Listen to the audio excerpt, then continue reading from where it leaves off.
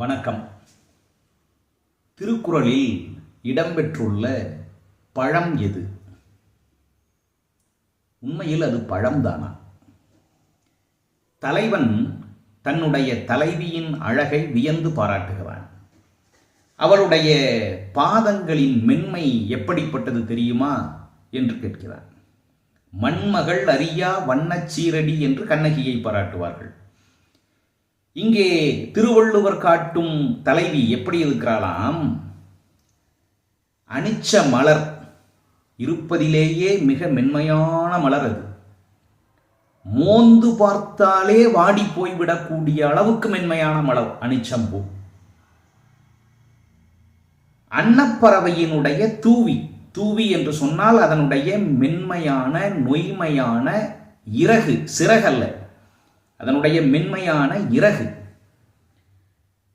மோந்து பார்த்தாலே வாடி போய்விடக்கூடிய அனிச்ச மலரும் மிக மென்மையாக இருக்கக்கூடிய அன்னத்தினுடைய இறகும் அவள் காலடியில் பட்டால் அவையே அவளுடைய பாதத்துக்கு நெறிஞ்சி முள்ளாக குத்துமா.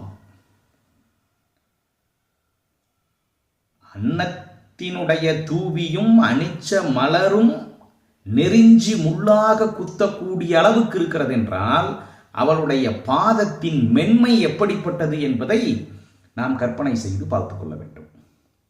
அனிச்சமும் அன்னத்தின் தூவியும் மாதர் அடிக்கு நெறிஞ்சி பழம் என்கிறார். நெறிஞ்சி முள் என்றுதான் சொல்ல வேண்டும்.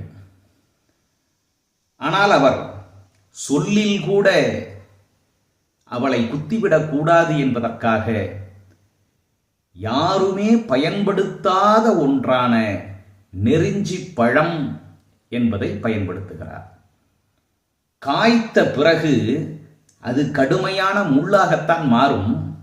ஆனால் வள்ளுவரோ அதை பழம் என்ற நிலைக்கு உயர்த்துகிறார். காதலில் மட்டும்தான் முள்ளும் கூட பழமாக மாறிப்போகும். நன்றி, வணக்கம்.